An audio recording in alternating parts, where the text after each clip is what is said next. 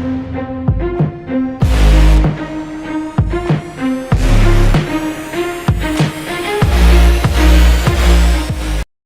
दोस्तों, आप सभी लोगों का हमारे चैनल पर बहुत बहुत स्वागत है। दोस्तों आज हम लोग class 10th math CBSE board का प्रीवियस ईयर क्वेश्चन नंबर 7 से देखने जा रहे हैं। पिछले वीडियो में दोस्तों हम क्वेश्चन नंबर 6 तक देख लेते हैं। आप लोग नहीं देखे हो तो आपसे रिक्वेस्ट है कि पहले इस वीडियो को जाकर देखिए, तब ये सीरीज आप लोगों को अच्छे से समझ में आएगा।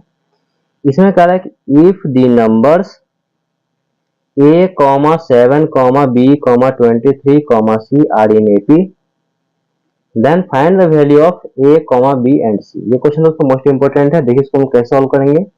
यहाँ पर लिखेंगे गिवन, लिखेंगे सबसे पहले given a, 7, b, 23, c are in AP। अब दोस्तों देखिए ये क्या है, फर्स्ट टर्म है, ये समझिए कि T1, ये क्या है T2, ये है T3, ये है T4 और ये T5। ये फर्स्ट टर्म है, सेकंड टर्म है, थर्ड टर्म है, फोर्थ टर्म है, फिफ्थ टर्म है। अब दोस्तों देखिए ये हम लोग को सीक्वेंस हम लोग को एपी में दिया गया है। इसका मतलब क्या हुआ कि इसका कॉमन डिफरेंस क्या होगा, सेम होगा। लिखेंगे therefore T2 minus T1, T2 minus T1 का मतलब पहला common difference equal to T3 minus T2, यानी कि सेकंड कॉमन डिफरेंस निकल जाएगा, ये इक्वल होगा T4 माइनस T3 और ये इक्वल होगा किसके, T5 माइनस T4। फिर समझिए दिस माइनस दिस पहला common difference, this minus this second common difference, this minus this third common difference and this minus this fourth common difference. ये चारों आपस में क्या होगा, इक्वल होगा। यहां से वैल्यू इसका पुट कीजिए तो ये क्या हो जाएगा, देखिए T2 माइनस T1 यानी कि 7 माइनस ये हो जाएगा, इसके इक्वल हो जाएगा b माइनस 7 के equal to T4 minus T3, ये हो जाएगा 23 minus b equal to T5 minus T4 यानी कि c माइनस 23। ये सारा आपस में क्या हो जाएगा, इक्वल हो जाएगा। अब दोस्तों यहाँ पे देखिए कि हम पहले इस दोनों को इक्वेट करते हैं। देखिए इसको मान लीजिए सपोज ये 1 है, ये 2 है, ये 3 है और ये 4 है। देखिए यहाँ पे तो लिखेंगे फ्रॉम 1 एंड 2 क्या हो जाएगा बताइए, ये हो जाएगा 7 minus A equal to B minus 7। आगे देखिए ये 7 माइनस 7 को लेफ्ट में ले आइए तो हो जाएगा प्लस 7 इक्वल टू ये बी, अब माइनस ए को राइट साइड में ले जाए तो हो जाएगा प्लस ए। ये हो जाएगा 14 इक्वल टू बी प्लस ए, लिखिए ए प्लस बी, देयरफॉर हो जाएगा ए प्लस बी इक्वल टू कितना 14। इसको इक्वेशन 1 लेट कर लीजिए। आगे देखिए अब लोग सेकेंड एंड थर्ड को सॉल्व करते हैं तो लिखेंगे फ्रॉम 2 एंड 3।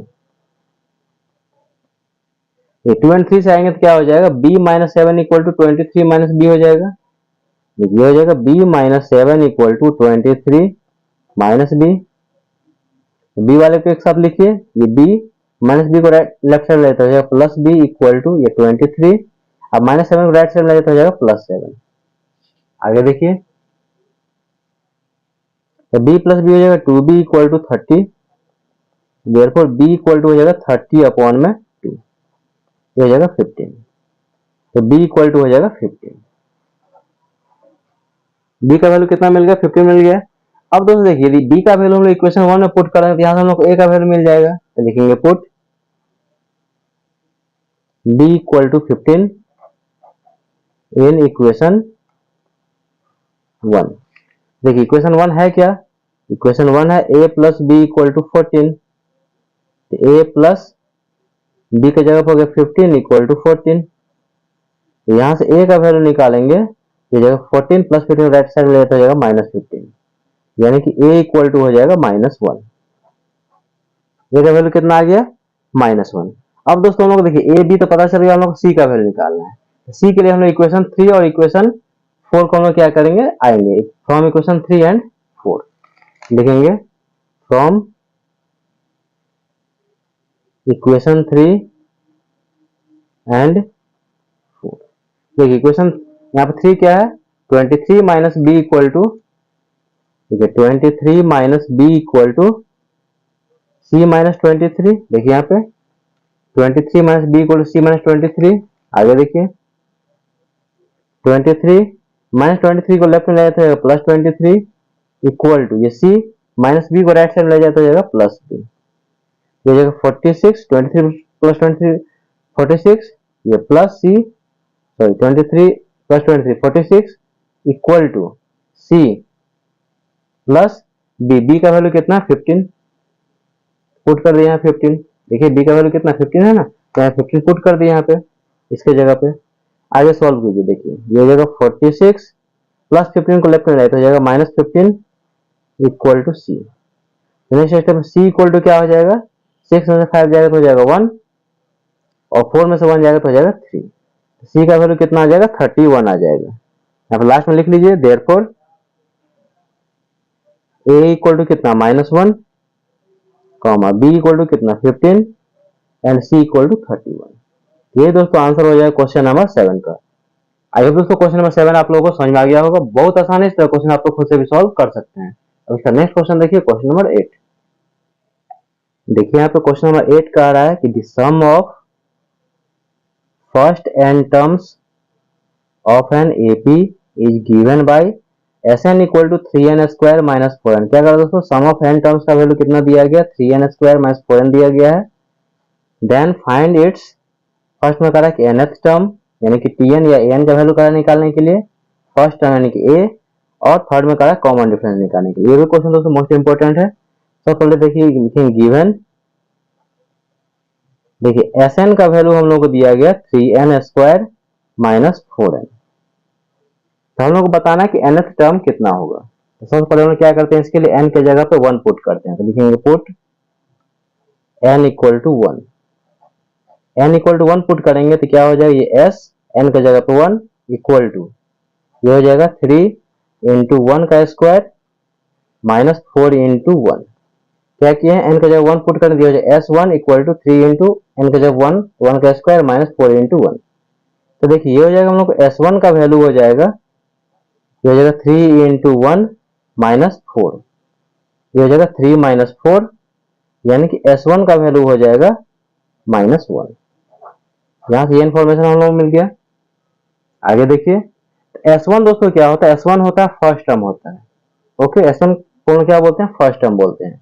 यहाँ आप लिख भी सकते हैं कि देयरफॉर A इक्वल टू क्या हो जाएगा -1। आगे देखिए यहाँ पे n के जगह पे 2 पुट कीजिए। लिखेंगे put n equal to 2। n के जगह पे 2 पुट करेंगे। देखिए यहाँ एस एन है n के जगह 2 पुट करेंगे तो ये s2 हो जाएगा। ये हो जाएगा s2 इक्वल टू 3 इंटू देखिए यहाँ पे n स्क्वायर है ये हो जाएगा 2 का स्क्वायर माइनस 4 इंटू n है तो n के जगह पे 2 पुट कर दिए। यहाँ पे देखिए 3 इंटू 2 का स्क्वायर माइनस 4 इंटू 2 हो जाएगा। S2 इक्वल टू हो जाएगा 3 इंटू 4 माइनस 4 टू जा 8 हो जाएगा 12 माइनस 8 यानी कि 4। यानी कि S2 का वैल्यू कितना हो गया S2 का वैल्यू हो गया 4। अब दोस्तों देखिए यहाँ पे समझिए बात को। देखिए एपी में टर्म कैसे लिखाता है। देखिए पहले a लिखाता है फिर a प्लस डी लिखाता है फिर a प्लस 2d लिखाता है फिर इस तरह से आगे टर्म लिखाता है। तो देखिए S1 क्या था S1 था यहाँ पे sum of first term. Sum of first term मतलब हो गया a, इसीलिए S1 का वैल्यू क्या लिखे थे यहाँ पे a लिखे थे।